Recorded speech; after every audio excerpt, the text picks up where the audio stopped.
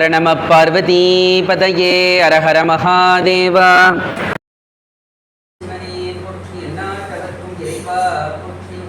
ஏகம்பத்துறையந்தாய் போற்றி பாகம் பெண்குருவானாய் மன்னா போற்றி கண்ணார் முதற் கடலையே போற்றி திருக்கழுகுன்றின் செல்வா போற்றி பொறுப்பவர் கோணக்கரனே போற்றி காவாய் கனக திரளே போற்றி கைலை மலையானே போற்றி போற்றி திருச்சிற்றம்பலம். பிடிகதன் கொலமிது கரிகது படி கொடு தனதடி வழிபடும் அவரிட கடி கணபதி வர அருளினன் மீது கோடை வடிவினர் பகில் வலி வலம்புரையிரையே வலம்புரையிரையே. சிவ சிவ என்றில திவினையாளர் சிவ சிவ என்றிட திவினை மாறும் சிவ சிவ என்றிட தேவரும் அவர் சிவ சிவ என்ற சிவகதிதானே. கண்ணியா குமரி அருங்காந்திமதி மீனாட்சி கருணை பர்வதவர்தினி கமலை பராசக்தி சிவகாம சுந்தரி காணி உமை பிரமவித்தை தன்னிகரெல்லா ஞான அபய வரதாம்பிகை தையல் அபிராமி மங்கை தந்த அரவணர்த்தவள் தன்னருள் செய் காமாட்சி இந்த எண்ணெய்யாள் கௌரி ஜுவாலாமுகி உண்ணாமுலை இலங்கு நீலாயதாட்சி எழர் பிரமராம்பிகை இலங்கு பார்வதியாதி எண்ணில்லா நாமரூப எண்ணையாய் காசி முதலாகிய கலத்து விளையாடும் விசாலாட்சியாம் அண்ட கோடிகள் பணிய அண்டபூரணி என்னும் அன்னபூரணி அன்னையே அன்னபூரணி அன்ன தனம் தரும் கல்வி தரும் ஒரு நாளும் தரபரியாமனம் தரும் தெய்வ வடிவம் தரும் நெஞ்சில் பச்சமில்லா இனம் தரும் நல்லனவெல்லாம் தரும் அன்பர் என்பவர்க்கே கணம் தரும் பூங்குழலால் அபிராமி கடை கண்களை பொடியற்கோம் கொடுத்த புகழியற்கோம் கடல் போற்றி ஆழிசை கல்விலப்பில் அணிந்த விரானடி போற்றி வாழிய திருநாவலூர் வந்தொண்ட பதம் போற்றி ஊழிமணி திருவாதூர திருத்தாள் போற்றி காவாய் கனக திரளே போற்றி கையிலை மலையானே போற்றி போற்றி திருச்சிற்றம்பலம். அங்கே எனாதபடி எங்கும் நீக்கமர நிறைந்திருக்கக்கூடிய சிவப்பரம்பரையினுடைய அற்புதமான இந்த கருணையினால் இந்த பெருமைமிகு தர்மமிகு சென்னை கந்தக்கோட்டத்தின் கண் விளங்கக்கூடிய இந்த சைவ சமய பக்த ஜன சபையில் நாம் சிந்திக்கத்தக்க விதமாக அமையக்கூடிய இந்த சொற்பொழிவை எல்லாம் நடத்துவதற்கு உறுதுணையாக இருக்கக்கூடிய சபையோருக்கும் இந்த சொற்பொழிவை கேட்டு தங்களுடைய வாழ்வில் எல்லா விதமான மாற்றங்களை எதிர்கொள்ளக்கூடிய இந்த அவைக்கு அணி சேர்க்க விதமாக குழுமி இருக்கக்கூடிய அடியார் பெருமக்கள் அனைவருக்கும் அடியோருடைய மனமார்ந்த வணக்கங்களையும் நன்றிகளையும் தெரிவித்துக் கொள்கின்றேன். இன்றைய தினம் மகா சிவராத்திரியுடைய மேன்மைகளும் சிவபெருமானினுடைய அற்புதங்களும் இருக்கின்றதாகிய இந்த தலைப்பிற்குள் சிந்திக்க உள்ளோம். சிவபெருமான் என்றாலே அற்புதங்கள் தான். ஏன்னா அற்புதங்களை செய்வதற்கு சிவபெருமான் எப்பொழுதும் பார்த்தீங்கன்னா எத்தனித்திருப்பார். தன்னுடைய அடியார்களுடைய வாழ்க்கையில சுவாமி நிகழ்த்தாத அற்புதங்களே கிடையாது என சொல்றார். எவ்வளவு அடியார்களுடைய வாழ்க்கையில இறைவன் எப்படியெல்லாம் அற்புதங்களை எல்லாம் நிகழ்த்தினான்றத நாம் இந்த ஒரு மணி நேர சொற்பொழிவில் முழுமையாக அலசிவிட முடியாது, ஆராய்ந்து விட முடியாது, அனுபவிக்கவும் முடியாது.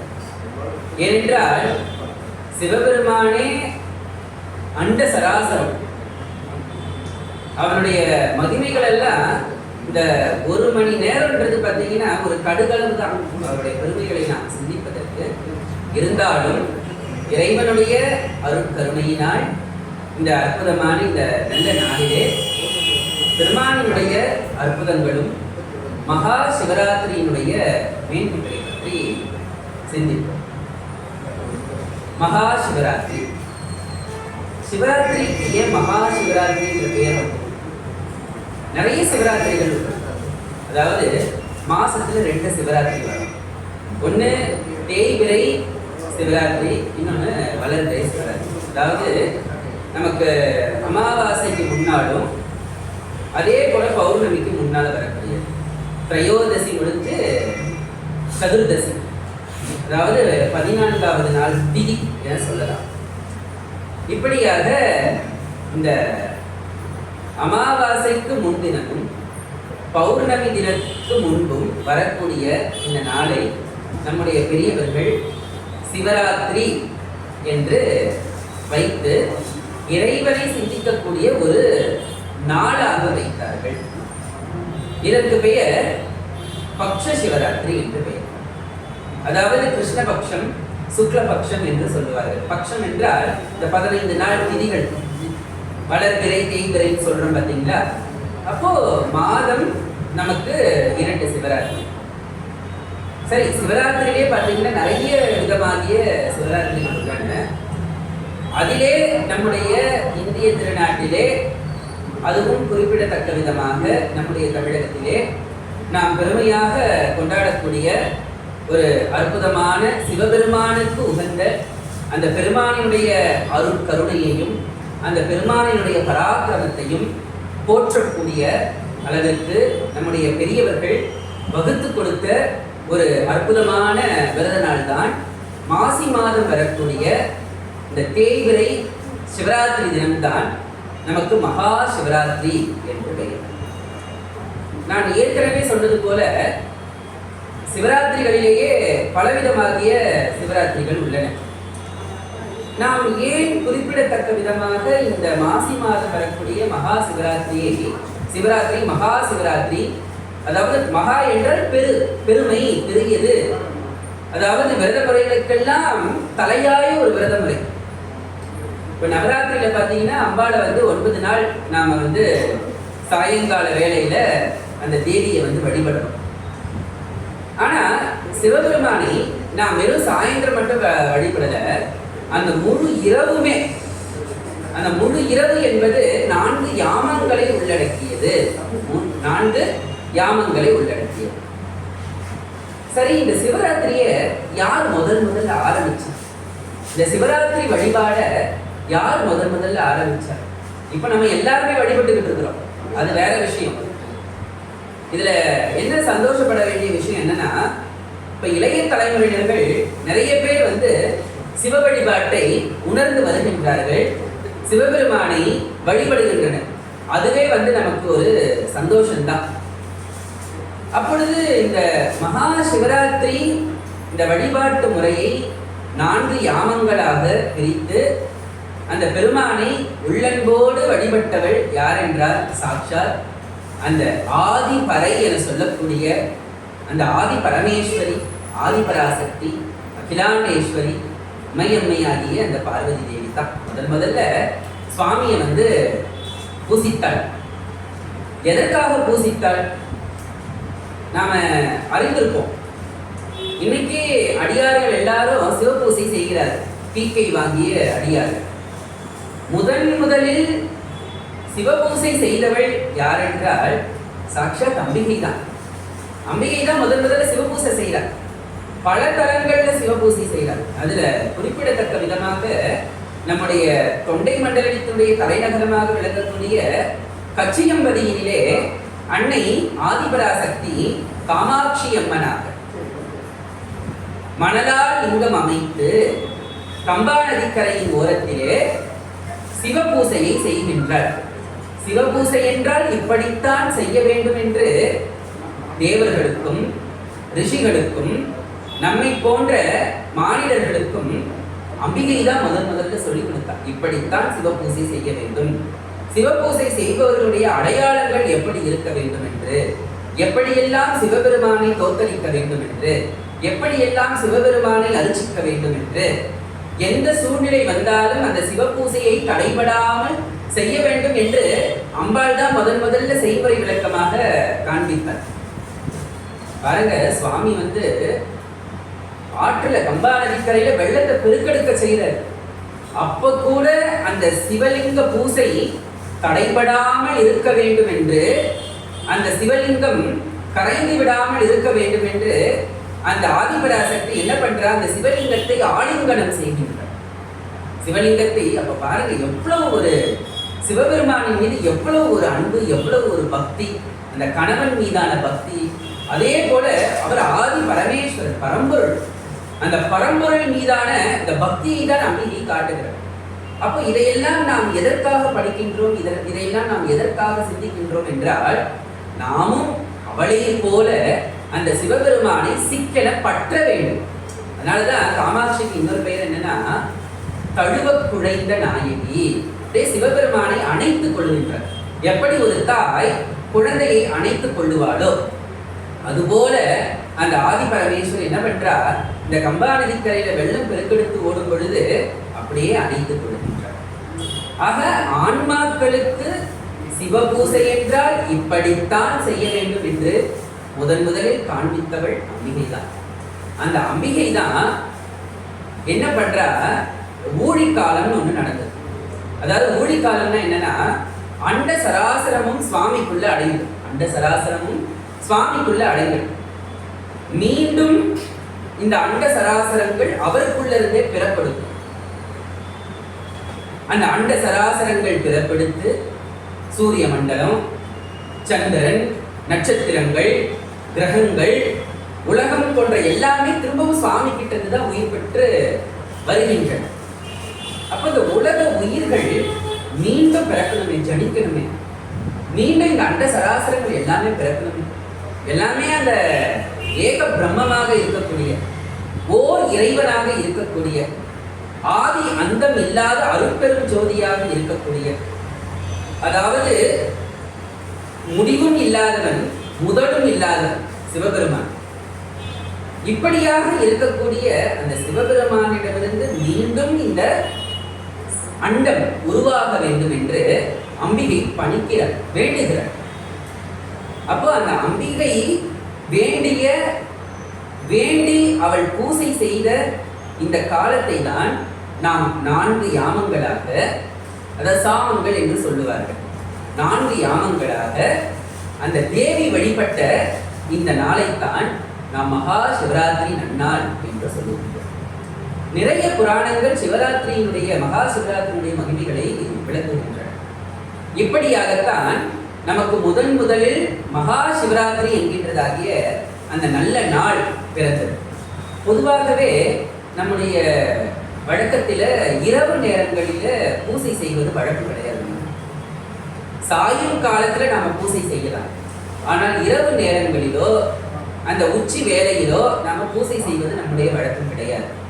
ஆனால் மகா சிவராத்திரி நன்னாள் அன்று மட்டும் நாம் இந்த 4 வேளைகளிலும் நாம் செய்யக்கூடிய அந்த பூசையாகப்பட்டது அதீத பலன்களை தரக்கூடிய ஒரு சிவபூசை, அதீத பலன்களை தரக்கூடிய சிவபூசை. அதை அம்பிகை வகுத்தாள். அதைத் தொடர்ந்து தேவாதி தேவர்கள், ரிஷிகள், முனிவர்கள் எல்லாரும் அதை பின்பற்றினார்கள். அந்த தேவி வகுத்த அந்த மகா சிவராத்திரி வழிபாட்டை இன்றளவும் நாம எல்லாருமே பார்த்தீங்கன்னா இந்த வருடத்துல ஒரு நாள் கொண்டாடி கொண்டு வருகின்றோம். சரி, எதற்காக இந்த சிவராத்திரி நாம் கொண்டாட வேண்டும்? வருஷம் முழுக்க மனுஷன் காலில் சக்கரம் கட்டிட்டு ஓடிக்கிட்டே இருக்கான். எதற்காக ஓடுறான்? நம்முடைய பிறந்த பயனை யாது என தெரியாது. பிறந்த பயனை யாது என தெரியாது. எதற்காக நாம் இந்த மானிட சட்டையை எடுத்துக்கிட்டு வந்திருக்கிறோம்? எதற்காக நாம இந்த மானிட சட்டையை எடுத்துட்டு வந்திருக்கிறோம்? நமக்கு தெரியாது. நாம என்ன நினைச்சிட்டு இருக்கோம்? ஏதோ நம்ம அம்மா அப்பா வயிற்றுல பிறந்துட்டோம், நம்ம கூட அக்கா தங்கச்சி அண்ணன் தம்பின்னு பிறந்துட்டாங்க, நம்மளை சுற்றி சுற்றங்கள் இருக்கின்றன, உற்றார் உறவினர்கள் இருக்கின்றன. நாளைக்கு ஏதோ என்னுடைய தாய் தகப்பனர் பார்த்து ஒரு பொண்ணையோ இல்லை ஒரு மாப்பிள்ளையோ பையனையோ கல்யாணம் பண்ணி வச்சிருக்காங்க. அதன் விளைவாக எனக்கு புத்திரர்களோ புத்திரிகளோ பிறப்பாங்க. இப்படியாக வாழ்க்கை. அப்புறம் எனக்கு ஒரு காலம் வந்ததுன்னா நான் எல்லாத்தையும் முடிச்சுட்டு அப்படியே சிவசிவான்ட்டு அடுத்த பிறவிக்காக நான் என்னை தயார் பண்ணிப்பேன். ஆனால் நான் பிறந்ததனுடைய பயனை என்ன என்று தெரியாமலேயே இத்தனை காலம் உழன்று விட்டேன். நம்ம எதற்காக பிறந்திருக்கிறோம்? எதற்காக இந்த மாநில சட்டையை எடுத்து இந்த உடலை மறைப்பதற்காக நாம ஒரு சட்டையை போட்டுட்டு வந்திருக்கிறோங்க. இந்த உடலை மறைப்பதற்காக நாம ஒரு சட்டையை போட்டிருக்கிறோம். புடவை கட்டியிருக்கிறோம், சட்டையை போட்டிருக்கிறோம், வேஷ்டி கட்டியிருக்கிறோம், பேண்ட் போட்டிருக்கிறோம். ஆனால் இதுவா உண்மையான சட்டை? இந்த ஆன்மாவை மறைத்திருக்கக்கூடிய ஒரு சட்டை ஒன்று இருக்கு. அதுதான் இந்த உடல். அதுதான் இந்த உடல். இந்த உடல் உண்மையா, இந்த ஆன்மா உண்மையா என்றால் எது உண்மை? எது உண்மை? உடல் உண்மையா? உடல் உண்மை என்றால் நமக்கு இறப்பே கிடையாது. பூலோகத்துல பிறந்தவன் ஒரு நாள் இறந்துதான் ஆகும். அப்ப இந்த உடல் உண்மையா? கிடையாது. இந்த உடல் உண்மை கிடையாது. நாம் உண்மை கிடையாது. நான் உண்மை கிடையாது. எத்தனை காலத்துக்கு நம்ம இருக்க போறோம்ன்றது தெரியாது. ஆனால் இந்த ஆன்மாவாகப்பட்டது மீண்டும் பிறக்கும். அதனுடைய பிராரப்த கர்ம வினைகளுக்கு ஏற்றார் போல அது மீண்டும் பிறக்கும். இல்ல பிறவாமையே இருக்கலாம். அது அந்த ஆன்மாவினுடைய தன்மையை பொறுத்து இறைவன் பிறப்பை கொடுக்கலாமா, இல்ல முக்தியை கொடுக்கலாமா, இல்ல மோட்சத்தை கொடுக்கலாமா, அது எல்லாம் அவனுடைய பாடு. அப்போ எது உண்மை என்றால் இந்த ஆன்மாதான் உண்மை. இதைத்தான் அருள்நந்தி சிவம் அழகா பாடுறாரு பாருங்க சந்தான புலவர்கள்ல. மானுட பிறவித்தானும் வகுத்தது மன வாக்கு காயம். இந்த மானுட பிறவியை நாம எடுத்திருக்கிறோம். இந்த மானுட பிறவியோடு எதெல்லாம் வந்தது? மனம், வாக்கு, காயம் என சொல்லக்கூடிய இந்த உடல். உடல் இருக்கிறதுனால நமக்கு மனம்னு ஒன்று இருக்குது.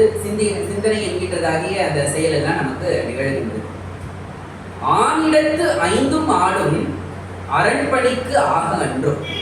ஆணிடத்து ஐந்தும் ஆடும். ஆண் இடத்து என்றால் இந்த இடத்துல ஆ இரண்டு சொல்லின். ஆ என்றால் பசு என்று பொருள். பசு என்றால் ஆன்மாவை குறிக்கக்கூடியது. பசு என்றால் அப்போ இந்த ஆன்மாவோடு தொக்கி நின்று வருவது எதுவென்றால் இந்த ஐந்தும் ஐம்புலன்கள். இந்த ஐம்புலன்களும் எப்படி இருக்குதா? ஆடுதான். ஐந்தும் ஆடும் அரண்பணிக்கு ஆக அன்றும். அரண்பணிக்கு செலவிடாத இந்த ஐம்புலன்கள் தன்னை பற்றி சிந்திப்பதற்காக இந்த ஐம்புலன்களும் ஆடுகின்றன. இந்த ஐம்புலன்களும் ஆடுகின்றன. வானிடத்தவரும் மண்மேல் வந்து அரண்தனை அர்ச்சிப்பர். சும்மா இல்லைங்க, நாம அர்ச்சிக்கலையா சொல்றாரு பாருங்க அருணதி சிவாச்சாரியார்.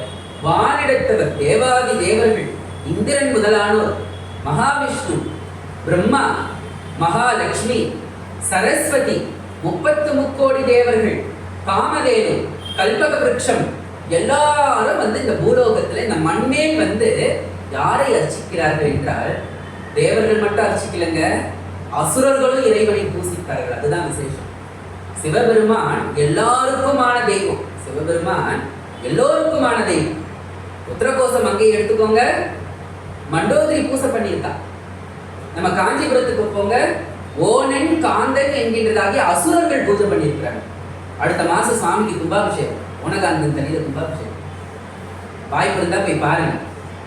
ஆக இப்படியாக அந்த ஆதி பராசக்தியாக விளங்கக்கூடிய இறைவனுடைய திருவருள் சக்தியாக இருக்கக்கூடிய ஆதி பராசக்தி மண்மேல் வந்து பூஜை பண்ணியிருக்கா. மயிலாப்பூர்ல மயிலாக வந்து பூஜை பண்ணா, மயிலாடுதுறையில அம்பிகை அபயாம்பாளா வந்து பூஜை பண்ணா, காஞ்சிபுரத்துல காமாட்சியா வந்து பூஜை பண்ணா, ஆனைக்காவல்ல அப்புலிங்கம் சமைத்து பூஜை பண்ணா. அப்புலிங்கம் திருமால்பேடு மணிகண்டீஸ்வரர் ஆலயத்துல, அதாவது அஷ்டகந்தங்கள் என சொல்லக்கூடிய 8 மூலிகைகளால் சிவபெருமானை செய்து அஞ்சனாட்சி அம்மையாக அம்பிகை பூஜை பண்ணியிருக்கிறார். இப்படி அம்பாள் பூஜை செய்த ஸ்தலங்கள் எத்தனையோ. மகாவிஷ்ணு பூஜை பண்ணியிருக்கிறார். அந்த மணிகண்டீஸ்வரர் கோயில் சொன்ன பார்த்தீங்களா, சக்கராயுதத்தை பெறுவதற்காக திருமால் பூஜை பண்ணியிருக்கிறார். மயிலாப்பூர் கபாலீஸ்வரர் பிரம்மா பூஜை பண்ணியிருக்கிறார். நம்ம அடுக்கிக்கிட்டே போகலாம். யாரெல்லாம் சுவாமியை வந்து முருகப்பெருமான் கபாலீஸ்வரர் வந்து பூஜை பண்ணியிருக்கிறார். சிக்கல்ல தான் சிங்கார வேலவன் வேல் பெற்றான்னு நம்ம சொல்லுவோம். மயிலாப்பூர்லயும் வந்து வேல் பெற்றதாக திருமயிலை புராணம் சொல்லுது. மயிலாப்பூர்ல வந்து அந்த சக்தி கங்கை தீர்த்தத்துல மூழ்கி முறையாக சிவபூசை செய்து அந்த குமரனாக விளங்கக்கூடிய அந்த கண்டசுவாமி சிங்கார வேலவனாக கபாலீஸ்வரரை பூஜை செய்து அந்த வேலினை பெற்றார் என்று திருமயிலை புராணம் சொல்லுது. பாருங்க, சிவபெருமானை எத்தனை பேர் பூஜை பண்ணியிருக்காங்க. அப்படியாக வானிடத்தவரும் மண்மேல் வந்து அரங்கனை அர்ச்சிப்பர் ஊனெடுத்த உழலும் ஊமர் ஒன்றையும் உணரார் அன்றோ. வானத்தவர்களே வந்து இந்த மண்மேல் இந்த பூமிக்கு வந்து அர்ச்சிக்கும் பொழுது இந்த பூமியில பிறந்த நாம இதெல்லாம் என்னன்னே தெரியாம உழன்று கொண்டு ஊமர்ன்ட்ட நம்மளாம் ஒண்ணுமே தெரியாத ஊமர்ன்ட்ட ஒண்ணுமே தெரியாத ஊமர் ஊன் எடுத்து உழலும். என்ன சொல்றாரு பாருங்க, ஊன் எடுத்து உழலும். நாம ஒவ்வொரு பிறவி தோறும் என்ன பண்றோமா, இந்த சதை நரம்பு எலும்பு மஞ்சை எல்லாத்தையும் பெற்றுட்டு வந்து உழலக்கூடிய ஒரு அற்ப பிறவின்னு சொல்லிட்டு உழலும் ஊமர் ஒன்றையும் உணரார் அன்றோ என்று ஒரு ஞானாசிரியர் சொல்லுகிறார் என்றால் யாருக்காக சொல்லுகின்றார்? ஒவ்வொரு ஆன்மாவுக்குள்ளும் இந்த அற்புதமான விஷயம் ஒளிஞ்சுக்கிட்டு இருக்குங்க. அதை நாம தான் உணர்ந்து கட்டி எழுப்ப வேண்டும். அதனாலதான் அருளாளர்களுடைய புத்தகங்களை படிக்க வேண்டும். சிவபூசை என்பது வெறும் சிவபெருமானை அர்ச்சிப்பதனால் மட்டும் நமக்கு ஞானம் வந்துடாது. சிவபெருமானை அர்ச்சிப்பதனால் மட்டும் ஒருத்தருக்கு ஞானம் வந்துடாது. சிவபெருமானை அர்ச்சிப்பதனால் மட்டும் ஒருத்தருக்கு வந்து பார்த்தீங்கன்னா எல்லா விதமாகிய ஞானமும் வந்துடாது. பிறவி நீங்கிடாது. ஒரு பூசை ஒன்று இருக்கு, அதுக்கு பேர் என்னன்னா எழுஞான பூசை. என்னது? எழுஞான பூசை. ஞான நூல்களை ஓதுதல் ஓதுவித்தல், நீயும் படி பிறருக்கும் சொல்லிக் கொடு, அதுதான் எழுஞான பூசை என்று அழகான ஒரு ஞானத்தை அளிக்கக்கூடிய சிவபூசை என்று சொல்லுது. ஞானத்தை அளிக்கக்கூடிய சிவபூசை என்று ஞானாசிரியர்கள் சொல்லுகின்றார்கள் என்றால் இதையெல்லாம் நாம் சிந்திக்க வேண்டும். ஆக இப்படியாக மானிடம் உய்ய வேண்டுமே, மானிடம் உய்வு பெற வேண்டுமே. அப்பொழுது நாம் மகா சிவராத்திரியுடைய அந்த மகிமைகளை உணர வேண்டும். மகா சிவராத்திரியுடைய மகிமைகளை உணர வேண்டும். உணர்ந்து எப்படி அந்த ஆதிபராசக்தி 4 யாமங்களாக வகுத்து சிவபூசை செய்தாலோ அதுபோல நாமும் செய்ய வேண்டும். இல்லை நம்மளால செய்ய முடியாதுங்க, எங்களால செய்ய முடியாது. ஆனால் செய்யும் இடத்திலாவது நாம் போய் அமர வேண்டும். நம்ம பக்கத்துல பழம்பெரும் சிவாலயங்கள் இருக்கும். நாம நம்முடைய மண்ணில் இருக்கக்கூடிய அற்புதங்கள் எல்லாம் அறியாமையே இருக்கிறோம். ஒரு ஆலயமும் 2000 வருஷம் 3000 வருஷம் 5000 வருஷம், அதாவது வயதே தெரியாத கோயில்கள்லாம் இருக்குது. வயதே தெரியாத கோயில்கள்லாம் இருக்குது. நம்முடைய தமிழ் சமுதாயம் எவ்வளவு ஒரு முற்பட்ட சமுதாயம், எவ்வளவு ஒரு பண்பட்ட சமுதாயம், எவ்வளவு ஒரு நாகரிகத்தில் சிறந்த ஒரு சமுதாயம், எல்லா விதத்திலையும் எடுத்துக்காட்டாக சொல்லலாம் நம்முடைய தமிழ் சமுதாயம். இப்போ கூட பாருங்க, எகிப்துல அந்த பிரமிட்ல சிகை கொற்றான் என்று தமிழர்களுடைய பெயர் பொறிக்கப்பட்டிருக்குன்னா தமிழர் உலகையே ஆண்டவன் அல்லவா. அப்போ நம்ம மண்ணில் இருக்கக்கூடிய அற்புதங்களை நாம் தான் தேடி தேடி சென்று அறிய வேண்டும். அதனுடைய பெருமைகளை எல்லாம் நாம் தான் உணர வேண்டும், நாம் தான் எல்லாருக்கும் சொல்லணும். அந்த விதத்தில் இப்போ நிறைய இளைஞர்கள் எங்கேயோ மூல முடுக்கில் இருக்கக்கூடிய ஆலயங்களை எல்லாம் தேடி கண்டுபிடிச்சு இந்த இன்ஸ்டாகிராம் ஃபேஸ்புக்னு சொல்லக்கூடிய எல்லாத்துலேயும் போடுறாங்க. இதெல்லாம் வரவேற்கத்தக்க விஷயம். இப்படியாக நம்முடைய வீட்டுக்கு அருகாமையிலோ இல்லை நம்ம ஊர்லேயோ ஒரு பழமையான சிவன் கோயில் நிச்சயமாக இருக்கும். பூசையே செய்யாத சிவாலயங்கள்லாம் நிறைய இருக்கு. அந்த இடத்துக்கு அது மகா சிவராத்திரிக்கு போங்க. நம்மளால முடிஞ்ச பூசைகளை செய்யுங்க. இல்லை நம்மளால பூசை செய்ய முடியலையா, பூசை செய்வர்களை பாருங்க. அந்த இறைவனுக்கு நடக்கக்கூடிய பூசைகளை பாருங்க. அவர்கள் அந்த சுவாமியினுடைய திருவாசகத்தையோ தேவார திருமுறைகளையோ ஓதுவாங்க, பாடுவாங்க. அதை நம்ம காதால கேட்டாலே நமக்கு புண்ணியம், நம்முடைய பழவினைகள் எல்லாம் அருந்துவிடும், பழவினைகள் எல்லாம் அழிந்து கூட விடும். அவ்வளோ மகிமை வாய்ந்த ஒரு நாள் தான் மகா சிவராத்திரி. இல்லையா, என்னால அது கூட கேட்க முடியாதுங்க. ஒரு இடத்துல அமைதியா உட்கார்ந்துட்டு மனசை ஒருநிலைப்படுத்தி சிவாய சிவாய சிவாய நமசிவய நமசிவய சிவயவசி சிவயவசி இப்படியெல்லாம் பஞ்சாட்சரங்கள் இருக்கு.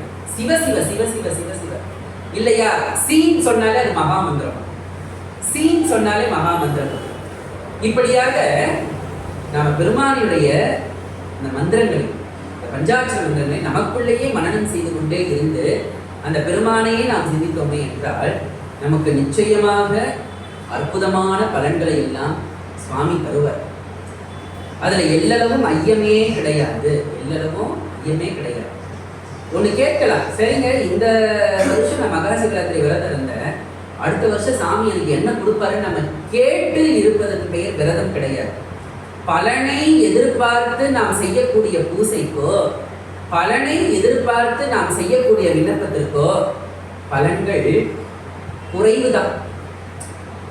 இப்போ பரோபகாரமா ஒரு அடியாருக்கு உடம்பு நிலை சரியில்லை, அவர் நல்லபடியாக குணமாகணும், இறைவா இவருக்காக நாங்கள் விண்ணப்பம் வைக்கின்றோம், இந்த குழந்தைக்கு ரொம்ப நாள் திருமண தடை இருக்குது, இந்த குழந்தையோட நல்ல வாழ்க்கைக்காக நாங்கள் விண்ணப்பம் வைக்கிறோம், இந்த தம்பதியருக்கு வெகு நாட்களாக குழந்தை இல்லை, இவர்களுக்கு நல்ல ஒரு மகிழ்ச்சிக்கு வேண்டும் என்பதற்காக நாங்கள் விண்ணப்பம் வைக்கிறோம்னா அதற்கு அது ஒரு நல்ல விஷயம். ஆனால் சுயநலத்திற்காக பொதுநலத்திற்காக நீங்க செய்யக்கூடிய எல்லா பூசையும் பலிக்கும். ஆனால் சுயநலத்திற்காக எந்த ஒரு பூசையும் நாம செய்வதனால் யாரும் ஒரு பயனும் இல்லை.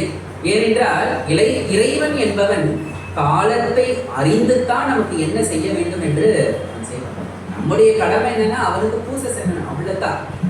அவனுடைய நாமத்தை சொல்லணும், அவ்வளவுதான். ஏன் தெரியுங்களா? அவரை நினைப்பதற்கே நாம பல ஜென்மம் தவம் பண்ணியிருக்கணும். அவரினுடைய நாமத்தை, அவருடைய மந்திரத்தை சொல்லுவதற்கே நாம பல ஜென்மங்கள் தவம் பண்ணியிருக்கணும். ஆமாவா இல்லை? அப்ப அவனர்களால் தான் நம்ம வணங்க முடியும். அவனுடைய நாமத்தை சிந்திக்க பேச சொல்லியிருக்கிறான், அவனுடைய நினைவுகளை நம்மை சிந்திக்க வச்சிருக்கிறான். இதுவே அவனுடைய பெரு அருள் அல்ல, இதுவே அவனுடைய பேரருள் அல்ல. ஆக அப்படியாக இந்த 4 யாமங்களிலே முதலிலே நம்முடைய பெரியவர்கள் வகுத்தது என்னவென்றால், முதல் காலம் என சொல்லக்கூடிய அந்த காலம் மகா சிவராத்திரி என்பது 14 நாழிகைகள் உட்பட்ட அந்த காலம் என்று சொல்லுகின்றார்கள். அதிலே ஒரு நாழிகை என்பது 24 நிமிடங்கள் என்று சொல்லுகின்றார்கள். இப்படியாக 14 நாழிகைகள் என்று பெரியவர்கள் வகுத்திருக்கிறாங்க. இதுதான் மகா சிவராத்திரியுடைய காலம். இதை 4ஆக பிரித்து ஒரு காலத்திற்கும் இறைவனை ஒவ்வொரு விதமாக வழிபட்டிருக்கிறாங்க. முதல் காலத்திலே இறைவனை சோமாஸ்கந்த மூர்த்தமாக வழிபட்டிருக்கிறாங்க. இறைவனை சோமாஸ்கந்த மூர்த்தம் நம்ம எல்லாருக்குமே தெரியும். சிவபெருமானுடைய வடிவங்கள் பல. அதாவது ஓர் நாமம் ஓர் உருவம் இல்லானுக்கு 1000 திருநாமம் பாடி தெல்லேனும் கொட்டாமு என்று மாணிக்கவாசகர் பாடுகின்றார். சிவபெருமானுக்கு இதுதான் உருவம் என்பதெல்லாம் கிடையாது. சிவபெருமானுக்கு இதுதான் வடிவம் என்பதையெல்லாம் கிடையாது.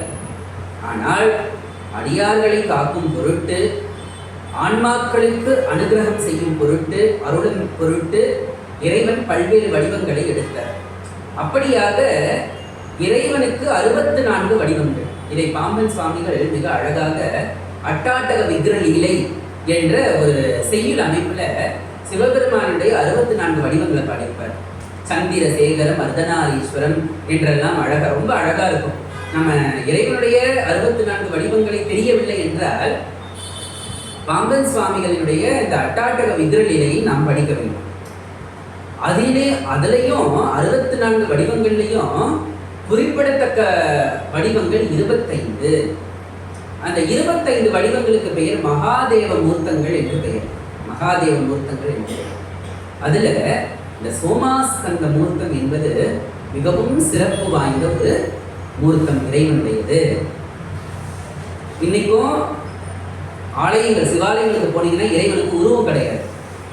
அருவுருவமாகத்தான் நம்ம பெரியவர்கள் வழிபட்டிருக்கிறாங்க. லிங்க வடிவமாக, ஸ்தாவர லிங்கமாக, சதாசிவலிங்கமாக நாம வழிபடக்கூடிய இந்த லிங்க அமைப்பிற்கு பெயர் சதாசிவலிங்கம். அதுதான் நம்முடைய சமஸ்கிருத பாட்டில் கூட பிரம்ம முராரி சுரார்ச்சித லிங்கம் நிர்மல பாசித பூஷித லிங்கம் என்றெல்லாம் சொல்றோம். அதுல கடைசியாக என்ன வரும்? சதாசிவலிங்கம் என்று வரும். அப்போ நாம வழிபடக்கூடிய அந்த லிங்கத்தினுடைய அமைப்பு சதாசிவலிங்கம் அமைப்பு. அதாவது திருமூலர் லிங்க வழிபாட்டினை பற்றி மிகவும் அழகாக சொல்லுகின்றார். லிங்கமவதாவது யாரும் அறிவிலார். இறைவன் எப்படி தெரியுமா இருப்பானா? லிங்கமாக தான் இருப்பான். லிங்கமதாவது யாரும் அறிவிலார். லிங்கமதாவது என் திசை எல்லாம். இந்த லிங்கம்ன்றது எதை தெரியுமா குறிக்குது? அட்ட திக்குகளுமே லிங்கம் தான். அட்ட திக்குகளுமே லிங்கம் தான். லிங்கம் அதாவது எண் கலைகள், 64 கலைகள் உள்ளன. அதாவது 8 × 8 64 கலைகளும் லிங்கம் தான். லிங்கம் அதாவது எடுத்தது உலகே. இந்த உலகை காப்பதற்காக இறைவன் எடுத்த ஒரு அற்புதமான கோலம் எதுவென்றால் அருவுருவமாகிய இந்த சதாசிவலிங்கம். இன்னைக்கும் பழம்பெரும் கோயிலுக்கெல்லாம் போனீங்கன்னா இறைவன் சுயம்பு லிங்கமாகத்தான் இருப்பார். அவர் எந்த இடத்துல இருந்து உதிச்சு வந்தார்னு யாருக்குமே தெரியாது. இறைவன் சுயம்பு லிங்கமாகத்தான் இருப்பார். பல ஆலயங்களுக்கு போங்க, புற்றே லிங்கமாக இருப்பார். திருவொற்றியூர்ல புற்றே லிங்கம், புற்றிடம் கொண்டார், சுவாமி பேரே புற்றிடம் கொண்டார். திருவாரூர்ல புற்றே லிங்கம், வன்னீகநாதர், புற்று வன்னீகம் தான் புற்று. மருந்தீஸ்வரர் புற்றிடம் கொண்டார், வன்னீகர் திருவான்மீகர், வன்னீக முனிவர் வழிபட்டவர். இப்படியாக பல ஆலயங்கள்ல சுயம்புலிங்கமாக சுவாமி இருக்கார், சுயம்புலிங்கமாக சுவாமி இருக்கார். ஆக அப்படியாக நம்முடைய வழிபாட்டில் நாம லிங்கமாக இறைவனை வழிபட்டாலும் அந்த இறைவனை அடியார்கள் அருளும் பொருட்டு அவர் ஒரு வடிவம் எடுத்துக்கிட்டு வர சுவாமி. அந்த வடிவத்துக்கு பெயர் தான் சோமாஸ்கந்த வடிவம். அந்த வடிவத்துக்கு பெயர் தான் என்னது? சோமாஸ்கந்த வடிவம். அதாவது சுவாமி இடது பக்கம் பிரியாவடையை சொல்லக்கூடிய அம்பிகை, நடுவுல முருகப்பெருமான், ஸ்கந்தர் முருகப்பெருமான் இருக்கக்கூடிய இந்த அற்புதமான கோள். இதைத்தான் முதற் காலத்திலே, மகா சிவராத்திரியுடைய முதற் காலத்திலே பெரியவர்கள் இப்படித்தான் வழிபட வேண்டும், இறைவனை இந்த முறையிலே வழிபட வேண்டும். சோமாஸ்கந்த வடிவமாக அவர் தான் அந்த கோயிலை ரெப்ரசன்ட் பண்ணிட்டு 10 நாள் விழாக்கள்ல வருவார். இப்போ மருதீஸ்வரர் கோயிலுக்கு போங்க, கபாலீஸ்வரர் கோயிலுக்கு போறாங்க, எந்த கோயிலுக்கு வேணாலும் போங்க, அங்க மூலவர் லிங்கமாக தான் இருப்பார். ஆனால் பிரம்மோற்சவத்தின் போது சோமாஸ்கந்தராகத்தான் சுவாமி வெளியில வரும். அப்போ அது வந்து ஒரு அனுகிரக வடிவம். பக்தர்களுக்கு அனுகிரகம் செய்வதற்காக இறைவன் எடுத்துக்கொண்ட கோலம், இறைவன் எடுத்துக்கொண்ட கோலம். ஆகவே அந்த கோலத்தை தான் நாம முதற் காலத்துல, மகா சிவராத்திரியுடைய முதற் காலத்துல சோமாஸ்கந்த வடிவமாக வழிபடக்கூடிய வழக்கம். இதை நம்முடைய தேவாரத்துல கூட இந்த சுவாமியுடைய அமைப்பை எவ்வளவு அழகா பாடுறாங்க. குமரன் தன் தாதைக்கே உந்தீபர். அப்ப சோமாஸ்கந்தர் என்றால் முருகப்பெருமான் யார்? முருகப்பெருமான் யார்? சிவபெருமானுடைய புத்திரர். முருகப்பெருமான் யார்? குமரன் தன் தாதைக்கே உந்தீபர. குமரனுடைய தாதை என்றால் தந்தை என்று பொருள். அதே போல நம் கடம்பனை பெற்றவள் பங்கினன் தென்கடம்பை திருக்கர கோயிலான் தன் கடன் அடியேனையும் தாங்குதல் என் கடன் பணி செய்து கிடப்பதே. நங்கடம்பனை பெற்றவள் பங்கினன். இந்த ஒரு வரியிலேயே பாருங்க சோமாஸ்கந்த வடிவம் வந்துடும். இந்த ஒரு வரியிலேயே சோமாஸ்கந்தர். நங்கடம்பனை, கடம்பன் என்றால் முருகப்பெருமான். பெற்றவள், பெற்றவள் யார் என்றால் உமையம்மை பரமேஸ்வரி. அவர் பக்கத்துல பிரியாவிடையாக உட்கார்ந்துட்டு இருக்கார். சிவபெருமானை விட்டு ஒரு க்ஷணம் கூட பிரிய மாட்டார். அதனாலதான் அவருக்கு பேர் பிரியா இருக்கு. பெற்றவள் பங்கினன். பங்கினன் யார் என்றால் அந்த உமையம்மையை இடபாகத்திலே கொண்ட சிவபெருமான். இதை விட ஒரு அருமையான தேவாரம், சோமாஸ்கந்த வடிவத்துக்கு இதை விட ஒரு அருமையான தேவாரத்தை நாம் சிந்திக்க முடியாது. நங்கடம்பனை பெற்றவள் பங்கினன் தென்கடம்பை திருக்கர கோயிலான் என்று இந்த முதற் காலத்திலே நாம இறைவனை வந்து எப்படி வழிபடுறோம் அப்படின்னா, எப்படி வழிபடுறோம்? சோமாஸ்கந்த வடிவமாக வழிபடுறோம். இப்போ அடுத்த வடிவம் இரண்டாம் காலத்துல இறைவனை எப்படி வழிபடுகின்றோம் என்றால் ஞானத்தின் வடிவமாக. என்னது? ஞானத்தின் வடிவமாக, தென்முக கடவுளாக. தென்முக கடவுளாக. யார் தென்முக கடவுள்? தென்முக கடவுள் என்றால் யார்? இதற்கு கேள்விப்பட்டிருக்கிறோமா? தட்சிணம் என்றால் என்ன? தென் திசை. தட்சிணம் என்றால் தெற்கு முகமாக பார்த்த இறைவன் யார்? தட்சிணாமூர்த்தி. நம்முடைய தமிழ் பெயர் தென்முக கடவுள். தட்சிணாமூர்த்திக்கு என்ன பெயர்? தென்முக கடவுள். சிவபெருமானினுடைய 64 மூர்த்தங்களிலே ஞானத்தை போதிக்கக்கூடிய ஒரு அற்புதமான மூர்த்தம் இந்த தட்சிணாமூர்த்தி வடிவம், தென்முக கடவுள் வடிவம். அவர் பாருங்க வடக்கிலிருந்து தெற்கு முகமாக பார்த்திருப்பார். எப்பவுமே ஒரு குரு தன்னுடைய சீடனுக்கு உபதேசிக்கும் பொழுது இல்ல ஒரு சீடன் ஒரு குருவை நமஸ்கரிக்கும் பொழுது, வணங்கும் பொழுது, குரு எப்பொழுதுமே வடக்கு நின்றுதான் தென் திசையை நோக்க வேண்டும். சீடன் தென் திசையில் அமர்ந்து வட திசையை நோக்க வேண்டும்.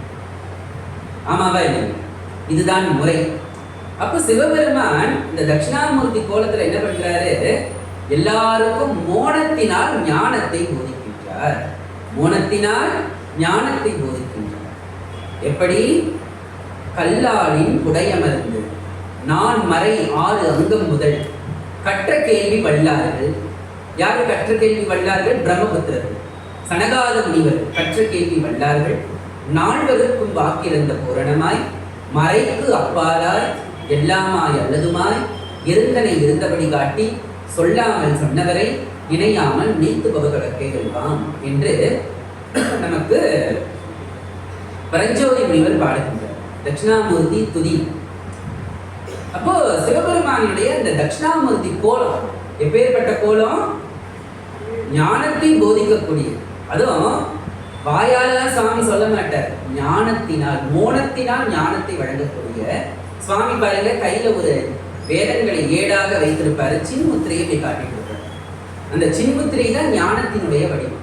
கீழே பார்த்தீங்கன்னா முனிவர்கள் எல்லாரும் உட்கார்ந்து சுவாமி அந்த உபதேசத்தை கேட்பது போல நம்ம பல ஆலயங்கள்ல அந்த சிற்பங்களை எல்லாம் பார்த்திருக்கோம்.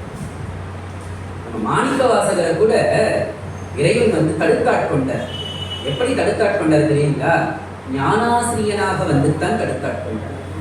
மூலமறை ஓதி முடியாத பொருள் தன்னை சீல முனிவர் தெளிய மோனவரை காட்டும் கோலமுறை நின்றதோர் குருந்தை என்று பாடுகின்றார். குருந்தமரத்துக்கு அடியில சிவபெருமான் ஞான குருவாக ஞானாசிரியனாக மாணிக்க வாசகரை ஆட்கொண்ட அந்த விஷயத்தை, திருவாரூரை ஆட்கொண்ட விதத்தை நாம பார்க்கிறோம். அப்ப இந்த 2ஆம் காலத்துல சிவபெருமான நம்ம தட்சிணாமூர்த்தி வடிவமாக வழிபட வேண்டும். தட்சிணாமூர்த்தி வழிபாடு என்பது சிறப்பு வாய்ந்த வழிபாடு. ஆனா இன்னைக்கு என்ன ஆயிடுச்சு? நாம தட்சிணாமூர்த்தியை என்ன பண்ணிட்டோம்? குரு பகவான மாத்திட்டோம். அவருக்கு ஒரு மஞ்சள் வஸ்திரத்தை கட்டிட்டு கொண்டக்கடலையை ஊற வச்சு மாலையா போட்டு அவரை நவகிரகத்துக்குள்ள இறக்கிட்டோம். ஆமாவா இல்லை? தட்சிணாமூர்த்திக்கு அதை செய்யலாமா? பெருமான் எல்லாருக்கும் ஞானத்தை போதிக்கக்கூடிய ஒரு அற்புதமான வடிவம். ஆனா அவரை நாம என்ன பண்ணிட்டோம்? நவகிரகத்தில் இருக்கக்கூடிய குருவா மாத்திட்டோம். நவகிரகத்தில் இருக்கக்கூடிய குருவா மாத்திட்டோம். அந்த தவற்றினை நம்ம செய்யக்கூடாது. ஏன் தெரியுங்களா? பெருமான் ஞானமயமான வடிவம். தட்சிணாமூர்த்தி வடிவம், தென்முக கடவுள் வடிவம் என்பது ஞானமயமான வடிவம்.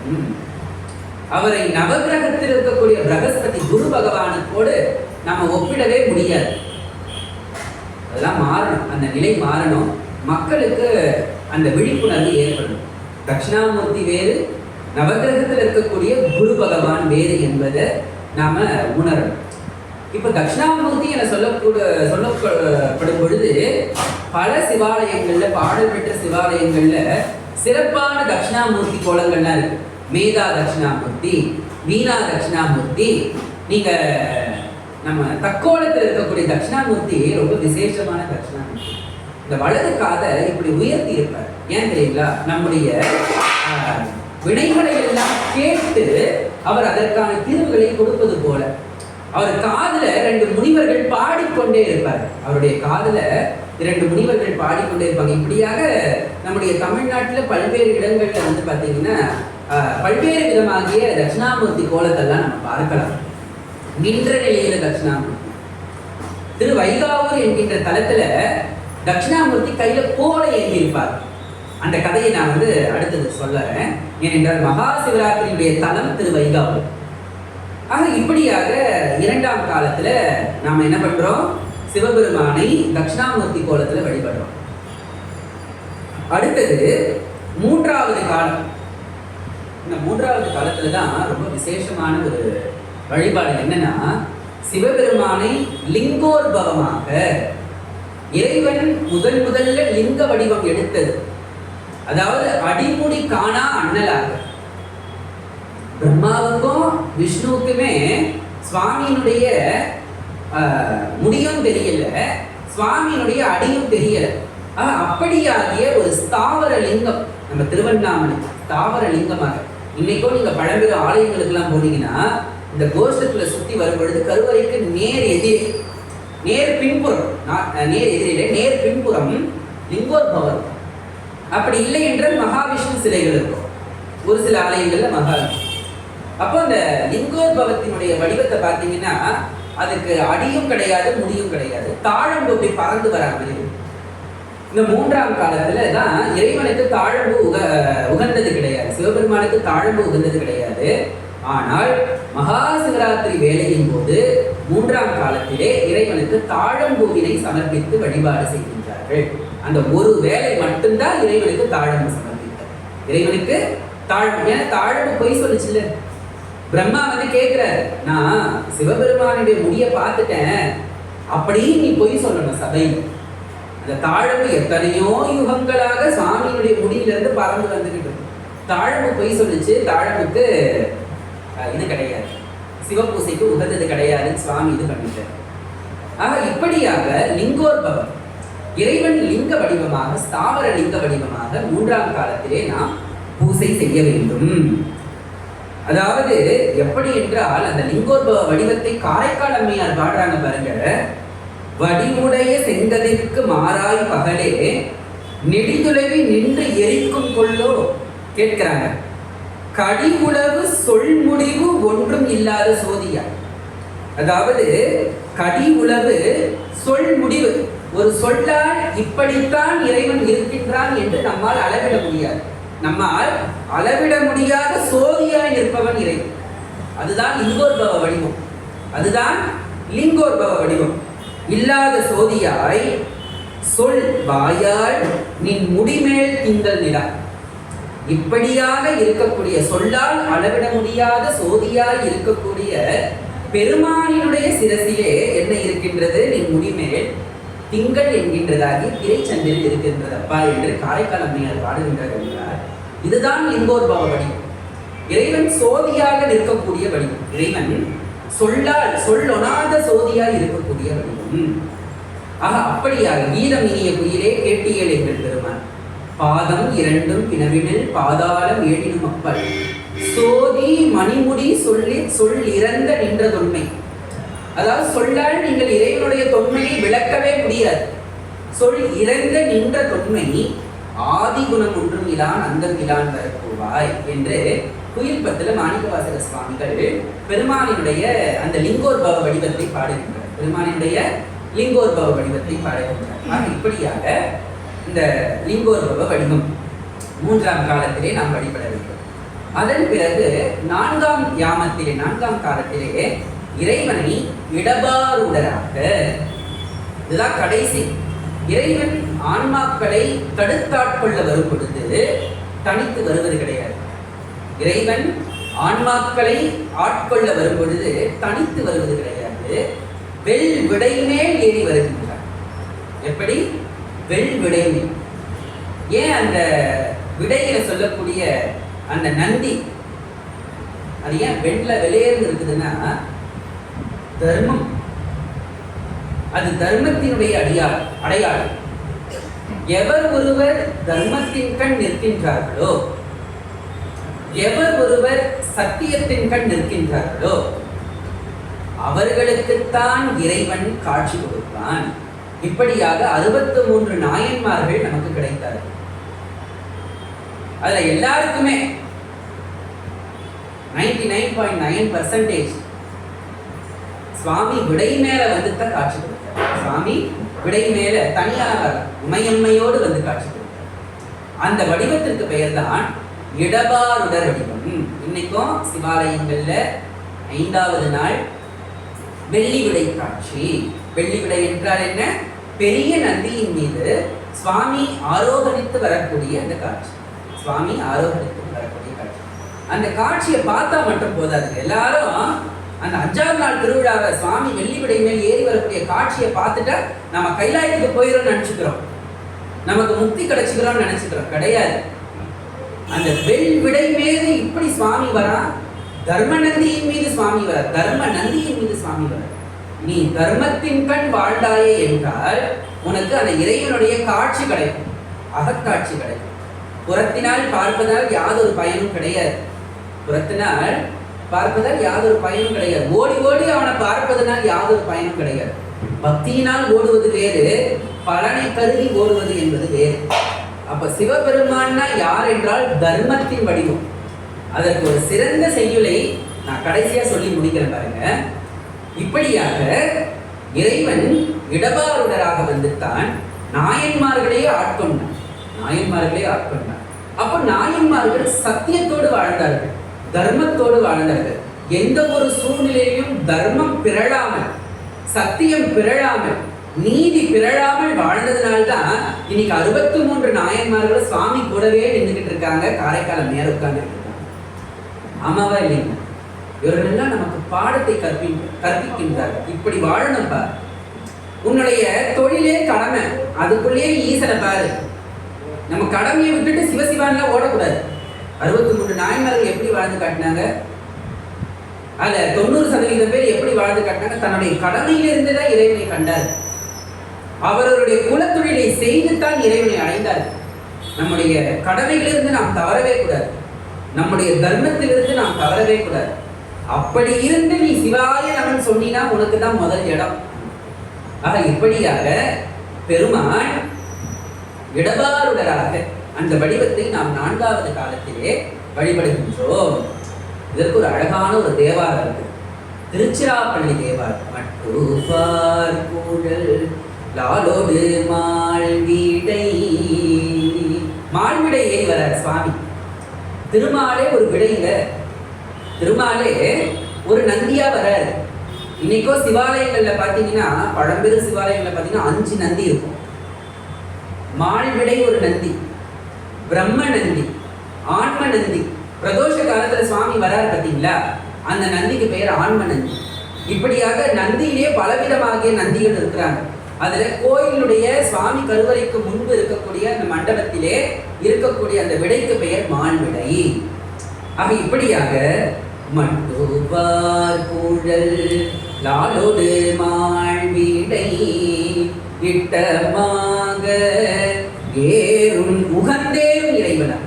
இட்டமாக உகந்தேறும் இறைவனார் கட்டு நீத்தவர் இன்னருளே செய்யும் சிட்டர் போலும் சிராப்பள்ளி செல்வரே. எப்படி தெரியுங்களா? சுவாமி மட்டுவார் குழல் அம்மையோடு மால்விடை ஏறுறார். நான் இப்ப சொன்ன பாத்தீங்களா, சுவாமி தனித்து வருவது கிடையாது. இடபத்து மேல சுவாமி தனித்து வரவே மாட்டார், அம்பாளோட தான் வருவார். மட்டுவார் குழல் லாலோடு மால்விடை இட்டமாக உகந்தேறும் இறைவனார். சந்தோஷமா ஏறுறார். யாருக்கு சந்தோஷம்? சுவாமிக்கு. எதனால சந்தோஷம்னா, அடியார்களுக்கு அனுகிரகம் செய்யும் பொருட்டு சந்தோஷமா வர்றார். இப்ப பாருங்க, அடியார்களுக்கு அனுகிரகம் செய்யணும்னா சுவாமிக்கு அவ்வளவு சந்தோஷம் போறது. அனுகிரகம் செய்யும் பொழுது எப்படி வராரு? இடபத்து மேல ஏறி வராரு. அதைத்தான் திருச்சிராப்பள்ளி பதிகத்துல சுவாமிகள் பாடுறாங்க பாருங்க, ஞானசம்பந்த சுவாமி. மட்டுவார் கூழல் லாலோடு மால்விடை இட்டமாவுகன் தேரும் இறைவனார் கட்டு நீத்தவர். கட்டு நீத்தவர், இந்த பாசம் பந்தம் சொல்லக்கூடிய இந்த கட்டுகளை எல்லாம் நீத்தவர்களுக்கு இன்னருள் செய்வான். நீ பந்த பாசத்திலேயே உழந்துக்கிட்டீங்கன்னா அவனால எப்படி உனக்கு முக்தியை கொடுக்க முடியும்? முக்தியை கொடுக்கவே முடியாது. எப்ப இவன் எப்ப பார்த்தாலும் அம்மா அப்பா கூட பிறந்தவன் அண்ணன் தம்பி தங்கச்சின்னு சொல்லிக்கிட்டே இருக்கிறான். சரி, இவனுக்கு பிறப்பு கொடு. அவன் தான் அதெல்லாம் விட்டுட்டு என் பக்கம் வரமாட்டேன்றானே அப்படின்னு சாமிக்கு ஒரு கேள்வி. கட்டு நீத்தவருக்கு இன்னருளை செய்யும். கட்டு நீத்தவருக்கு இன்னருளை. அப்போ ரிஷிகள், முனிகள், யோகிகள், ஞானியர்கள் இவங்க தானே எல்லாத்தையும் உதறிட்டு போனவங்க. இன்னருளை செய்யும் சிட்டர் போலும் சிராப்பள்ளி செல்வரே. திருச்சிராப்பள்ளி மலை மேல இருக்கக்கூடிய இந்த தாயுமானவ சுவாமியை பார்த்து பாருங்க. எவர் ஒருவர் இந்த பதிகத்தை படிக்கின்றார்களோ அவர்களுக்கு நல்ல முறையிலேயே கருத்தரித்து நல்லபடியாக பிரசவம் நடக்கும், நல்லபடியாக மக்கட்பேறு கிடைக்கும். எல்லாரும் இதை அறிந்து கொள்ள வேண்டும்.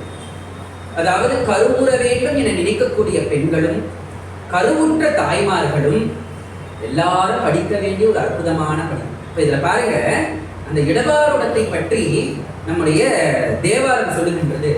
மட்டுபால் குழல் லாலோடு மாழ்நீடை இட்ட மாவுகன் வேறும் இறைவனார். எதற்காக சந்தோஷமா ஏறாரு? அடியார்களுக்கு அனுகிரகம் செய்யும் பொருட்டு. இப்படியாக மகா சிவராத்திரி நன்னாள்ல 4 யாமங்களிலே 4 விதமாக அந்த ஓர் நாமம் ஓருருவம் இல்லாத அந்த ஆதி பரம்பொருளை நாம் ஒவ்வொரு வடிவமாக, என்னென்ன வடிவம்? சோமாஸ்கந்த வடிவம், தட்சிணாமூர்த்தி வடிவம், தென்முகக்கடல் வடிவம், லிங்கோத்பவ வடிவம்.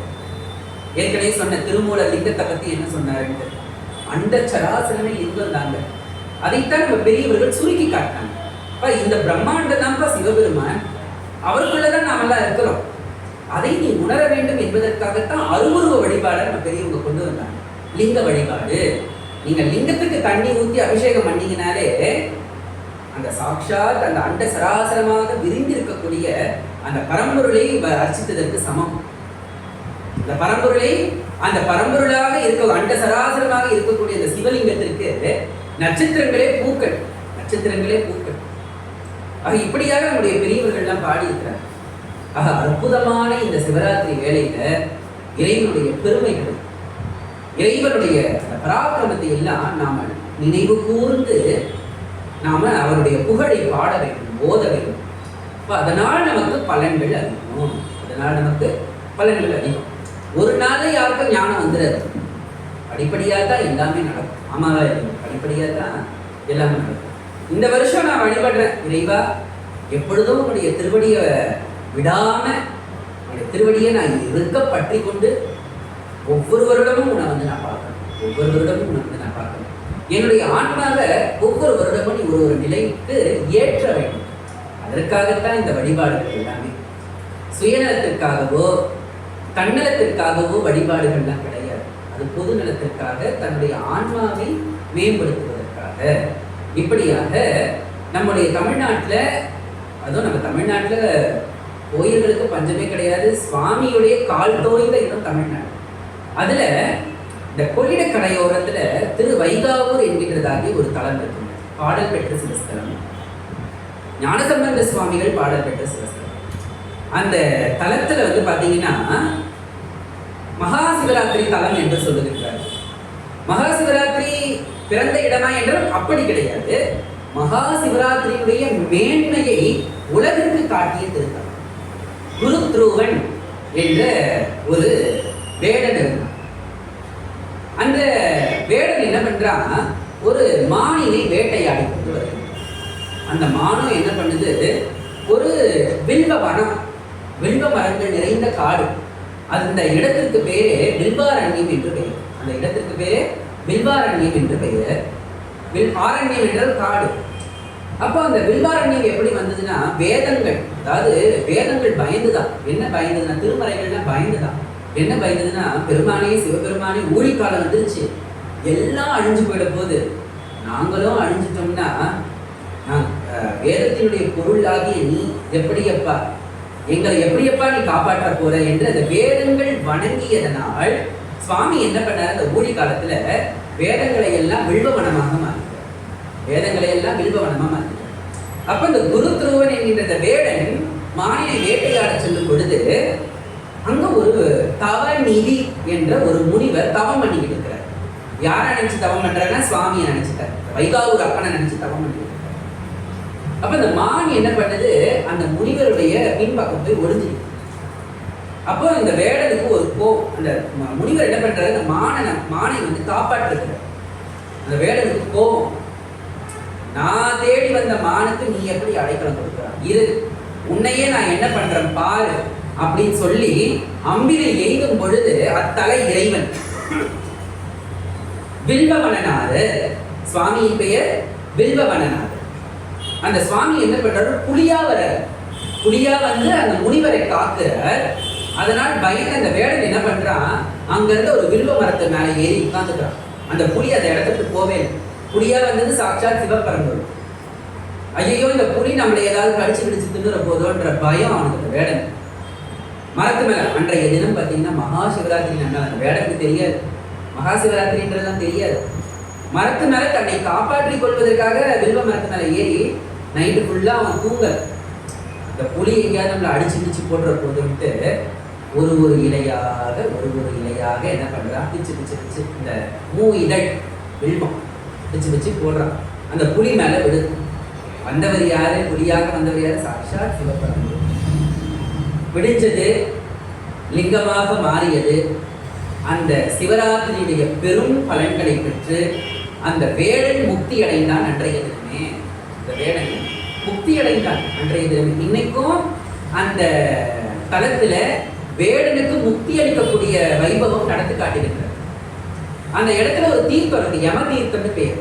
எப்படி திருக்கடையூர் ஆயுள் விருத்தி ஸ்தலமோ, நம்முடைய சென்னை வேளச்சேரியில் இருக்கக்கூடிய அந்த வேதஸ்ரேணி என சொல்லக்கூடிய தண்டீஸ்வரம் ஆயுள் விருத்தி ஸ்தலமோ, அதுபோல இந்த திரு வைகாபுரம் ஆயுள் விருத்தி ஸ்தலம். ஏன் தெரியுங்களா? வேடன் ஒருவேளை புலியினுடைய வாய்க்கு அகப்பட்டு விட்டான் என்றால் அவனுடைய காலம் முடிஞ்சிருச்சு. அப்ப அந்த இடத்துல யார் வந்து நிற்பா? ஒருத்தருடைய காலம் முடிந்து விட்டது என்றால் யார் வந்து நிற்பா? காலன் வந்து நிற்பா. அப்போ அந்த தலத்துல வந்து பாத்தீங்கன்னா நந்தி வாயிலை நோக்கி திரும்பி இருப்பார், மூலஸ்தானத்தை பார்த்து இருக்க மாட்டார். சுவாமி படிக்கிறார், இந்த வேடனை காப்பதற்காக காலன் உள்ள வந்துட்டான், அவனோட உயிரை கவர்வதற்காக. அப்ப சுவாமி என்ன பண்றாரு, நந்தியை விட்டு அந்த காலனை போ சொல்லு, அந்த காலனை அடக்கி அப்படின்னு சொல்றாரு. தட்சிணாமூர்த்தி என்ன பண்றாரு, ஒரு கோல் எடுத்துட்டு வந்து காலனை அடிக்கிறார். போ, இந்த வேடனை காப்பாற்ற வேண்டும், வேடனை காப்பாற்ற. அப்போ அந்த நந்தி என்ன பண்ணுது, மூச்சாலேயே காலனை அடக்கிய தலம், இந்த குற்றத்தை போக்கிக் கொள்வதற்காக காலன் யமன் என்ன பண்றாரா, ஒரு தீர்த்தத்தை உருவாக்கி சிவலிங்க பூசை செய்து அவர் அந்த பிழையை போக்கிக் கொண்டார். இன்னைக்கும் அங்க இருக்கக்கூடிய தீர்த்தத்துக்கு பெயர் யம தீர்த்தம். திருவாஞ்சியத்திலையும் அந்த தீர்த்தம் இருக்கு. இந்த வழிபாடு நம்முடைய திருப்பைங்கியில இருக்கு, நம்முடைய வேளச்சேரி தண்டீஸ்வரத்துல இருக்கு. இதெல்லாமே பாத்தீங்கன்னா திருக்கடை ஒரு ஆயுள் விருத்தி ஸ்தலம். என்னது? ஆயுள் விருத்தி ஸ்தலம். இந்த தலங்களை எல்லாம் நாம சென்று தரிசிக்க வேண்டும். இப்படியாக பெருமை பொருந்திய ஒரு மகா சிவராத்திரி தலம் என்று சொன்னோமே என்றால் அது திரு வைகாபுரம். அந்த தலத்துல நம்ம ஞானசம்பந்த சுவாமிகள் பாடுற பாருங்க, கோழை விடராக கவி என்று அந்த தொடங்கக்கூடிய அந்த தேவாரத்துல ஒரு அற்புதமான ஒரு பகுதிங்க. இன்ன நிறம் என்றறிவதேலிரது நீதி பலவும் தன்ன உருவமாமென மிகுந்தவன் நீதியோடு தானமர்விடம் முன்னை வினைப்போம் வகையினால் முழுதுணர்ந்து முயல்கின்ற முனிவர் மன்ன இருபோது மருவி தொழுது சேரும் வயல் வைகாவிலே. இப்போ எப்படி காரைக்கால் அம்மையார் இதே விஷயத்த சொல்றாங்க பாருங்க. சிவபெருமானுக்கு இதுதான் உருவம்னா கிடையாது, நான் ஏற்கனவே சொல்லிட்டேன். ஒரு நாமம் ஒரு உருவம் இல்லாருக்கு 1000 திருநாமம் பாடி தெல்லைனம் போட்டாங்க. ஆக அப்படியாக காரைக்கால் அம்மையார் சிவபெருமானை பார்த்து ஒரு கேள்வி கேட்கிறாங்க. என்ன கேள்வி கேட்கிறாங்கன்னா, அன்றும் திருவுருவம் காணாதே ஆட்பட்டேன், அப்பையும் நீ எனக்கு திருவுருவத்தை காட்டல, இன்றும் திருவுருவம் காண்கிறேன், உன்னுடைய உருவம் எனக்கு என்னன்னே தெரியலப்பா சிவபெருமானே, என்றும் தான் எவ்வுருவோ நுண்பிரான் என்பாருக்கு. உங்க ஈசனுடைய உருவம் யாராவது ஒருத்தர் கேட்டாங்க, உங்க சுவாமி எப்படி இருப்பாரு கேட்டா, நான் என்னத்தப்பா சொல்லுவேன்ட்டு அம்மையார் கேட்கிறாங்க, காரைக்கால் அம்மையார். எவ்வுருவோ நுண்பிரான் என்பாருக்கு என் உரைக்கு நான் என்ன சொல்லுவேன்ப்பா, எவ்வுருவோ நின்னுருவம் எது அப்படின்னு காரைக்கால் அம்மையார் கேட்கிறாங்க. அதுக்கு ஞானசம்பந்த சுவாமிகள் அழகாக ஒரு பதில் சொல்றாரு பாருங்க. இன்ன உரு இன்ன நிறம் என்றறிவ தேரிறது. இறைவனுக்கு இதுதான் உருவம் இதுதான் நிறம்னா சொல்ல முடியாது. ஆனால் இறைவனுக்கு ஒரு உருவம் இருக்குதான். அந்த உருவத்துக்கு பெயர் என்ன தெரியுங்களா? நீதி பலவும் தன் உருவமாமென்.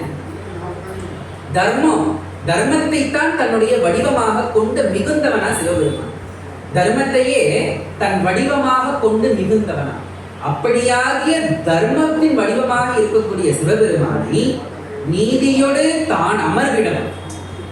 சிவபெருமான்னா நீதி தாங்க, திருக்கைலாயம்னா நீதி வழங்கக்கூடிய இடம்.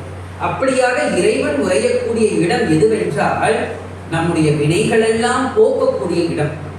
நீங்க செய்த எத்தனையோ ஜென்மங்களுக்கு முன்னாடி செய்த உங்களுடைய பாவங்களை எல்லாம் போக்கக்கூடிய எது? முழுதும் உணர்ந்த முனிவர்கள் எல்லாம் போற்றக்கூடிய இடம் எது என்றால் மருவி தொழுது சேரும் வயல் வைகாவிலே. வயல்கள் சூழ்ந்த அந்த திரு வைகாவூர் தலத்தில் இருக்கக்கூடிய அந்த இறைவன் தான் என்று சொல்லி பாடுகின்றார் என்றால், அப்போ இறைவனுடைய வடிவம் எது? இறைவனுடைய வடிவம் எது? சத்தியமே அவன் வடிவம், தர்மமே அவன் வடிவம், நீதியே அவன் வடிவம். இதை நான் சொல்லலைங்க, ஞானசம்பந்த சுவாமிகள் தன்னுடைய தேவார திருமுறையில பாடுறாருன்னா இதை விட என்ன ஒரு மாரல் சயின்ஸை நாம சொல்லிக் கொடுக்க முடியும் பிள்ளைங்களுக்கு? ஆமாவா இல்லைங்களா? இதை விட ஒரு நல்ல விஷயத்தை நாம எங்க அதை தேடி நாம எடுத்து சொல்ல முடியும். அதற்குத்தான் பெரியவர்கள் என்ன சொல்றாங்க? திருமுறைகளை ஓத வேண்டும், பொருள் உணர்ந்து படிக்க வேண்டும், பொருள் உணர்ந்து படிக்க வேண்டும். ஆக இப்படியாக சிவபெருமான் தன்னை நாடி வந்த, நாடி கூட வரல, அந்த மானினை வேட்டையாட வந்த அந்த வேடனுக்கும் அனுகிரகம் செய்தான் என்றால் இதுதான் சிவபெருமானுடைய அற்புதம், இதுதான் மகா சிவராத்திரியுடைய மகிமை என்று சொல்லி வாய்ப்பளித்தமைக்கு நன்றி கூறி விடைபெறுகிறேன். வான்முகில் வடாத பெய்த மணிவடம் சுரக்க மன்னன் பொன்முறை அரசு செய்க குறைவிலாதவர்கள் வாழ்க நான்மறை அரங்கள் ஓங்க நற்றவம் வேள்வி மல்க மேன்மைக்குள் சைவ நீதி விளங்குக உலகம் எல்லாம். மேன்மைக்குள் சைவ நீதி விளங்குக உலகம் எல்லாம். பார்வதி பதவே